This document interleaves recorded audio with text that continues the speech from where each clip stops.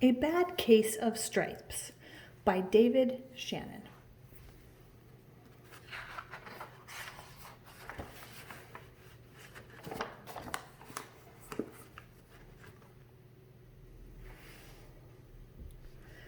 Camilla Cream loved lima beans, but she never ate them. All of her friends hated lima beans, and she wanted to fit in.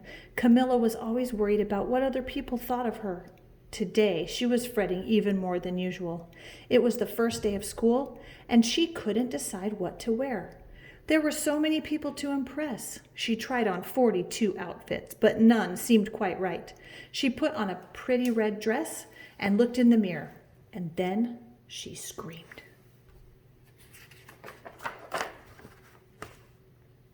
Her mother ran into the room, and she screamed too. "Oh, my heavens," she cried.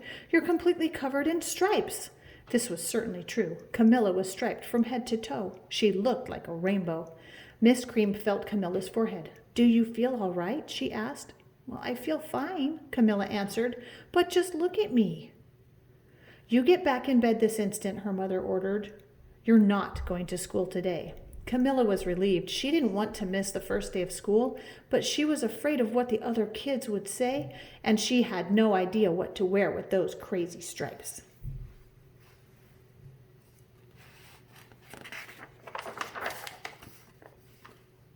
That afternoon, Dr. Bumble came to examine Camilla. "Most extraordinary," he exclaimed. "I have never seen anything like it. Are you having any coughing, sneezing, runny nose, aches, pains, chills, hot flashes, dizziness, drowsiness, shortness of breath, or uncontrollable twitching?" "No," Camilla told him. "I feel fine." "Well then," Dr. Bumble said, turning to Mrs. Cream, "I don't see any reason why she couldn't go to school tomorrow. Here's some ointment that should help clear up those stripes in a few days. If it doesn't, you know where to reach me." And off he went.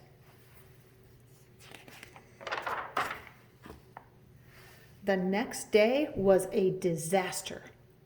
Everyone at school laughed at Camilla. They called her Camilla Crayon and Night of the Living Lollipop. She tried her best to act as if everything were normal, but when the class said the Pledge of Allegiance, her stripes turned red, white, and blue, and she broke out in stars.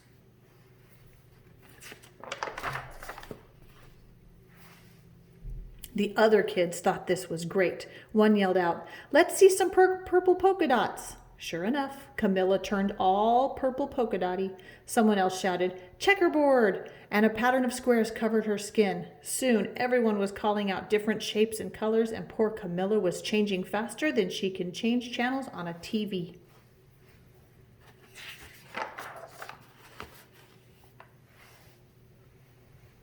That night, Mr. Harms, the school principal, called. "I'm sorry, Mrs. Cream," he said. "I'm going to have to ask you to keep Camilla home from school. She's just too much of a distraction, and I've been getting calls from the other parents. They're afraid those stripes may be contagious."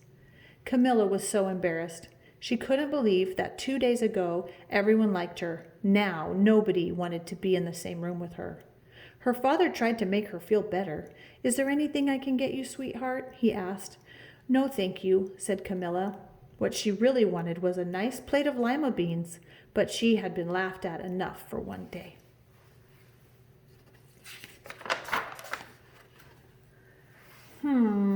Well, yes, I see," Dr. Bumble mumbled when Mr. Cream phoned the next day. "I think I'd better bring in the specialists. We'll be right over." About an hour later, Dr. Bumble arrived with 4 people in long white coats. He introduced them to the Creams. "This is Dr. Grop, Dr. Sponge, Dr. Cricket, and Dr. Young." Then the specialists went to work on Camilla. They squeezed and they jabbed, tapped and tested. It was very uncomfortable. "Well, it's not the mumps," concluded Dr. Grop. "Or the measles," said Dr. Sponge. "Definitely not chicken pox," put in Dr. Cricket. "Or a sunburn," said Dr. Young. "Try these," said the specialist. They each handed her a bottle filled with different colored pills. "Take one of each before bed," said Dr. Grop. Then they filed out of the front door, followed by Dr. Bumble. That night, Camilla took her medicine, and it was awful. When she woke up the next morning, She did feel different, but when she got dressed, her clothes didn't fit right. She looked in the mirror, and there, staring back at her, was a giant, multicolored pill with her face on it.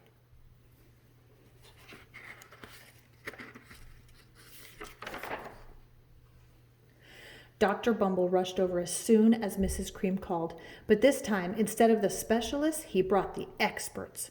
Dr. Gord and Mr. Mellon were the finest scientific minds in the land. Once again, Camilla was poked and prodded, looked at and listened to. The experts wrote down lots of numbers. Then they huddled together and whispered. Dr. Gord finally spoke. "It might be a virus," he announced with authority. Suddenly, fuzzy little virus balls appeared all over Camilla. "Or possibly some form of bacteria," said Mr. Mellon. Out popped squiggly little bacteria tails. "Or it could be a fungus," added Dr. Gord. Instantly, Camilla was covered with different colored fungus blotches. The experts looked at Camilla, then at each other. "Ooh, we need to go over these numbers again back at the lab," Dr. Gord explained. "We'll call you when we know something." But the experts didn't have a clue, much less a cure.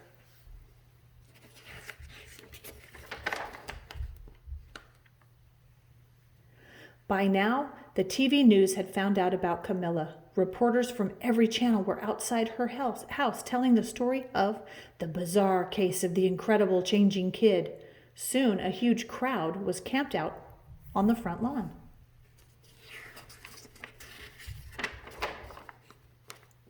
The Creams were swamped with all kinds of remedies from psychologists, allergists, herbalists, nutritionists, psychics, an old medicine man, a guru, and even a veterinarian. Each so-called cure only added to poor Camilla's strange appearance until it was hard to even recognize her. She sprouted roots and berries and crystals and feathers and a long furry tail, but nothing worked.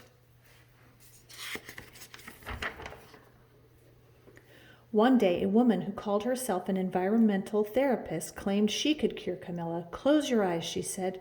"Breathe deeply and become one with your room."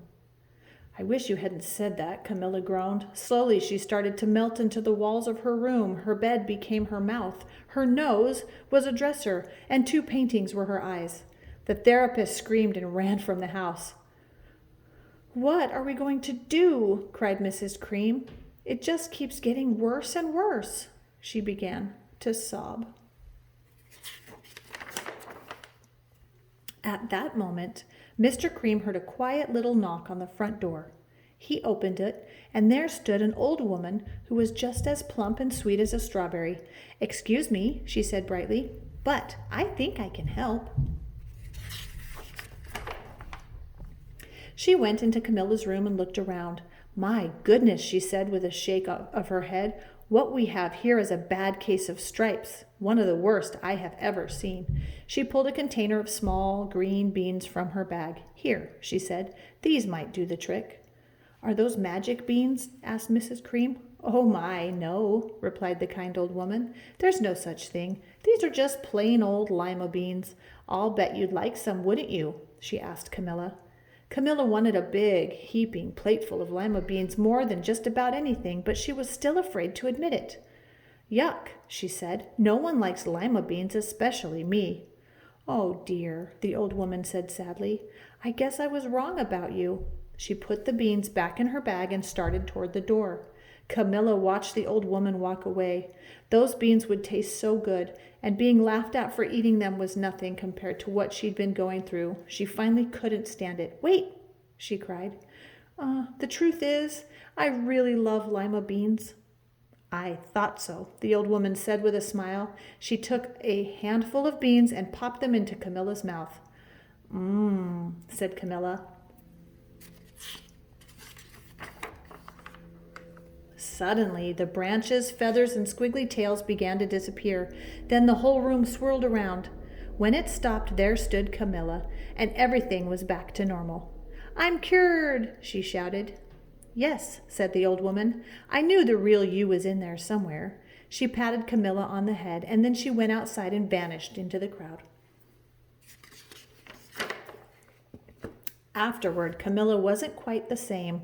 Some of the kids at the school said she was weird, but she didn't care a bit. She ate all the lima beans she wanted, and she never had even a touch of stripes again.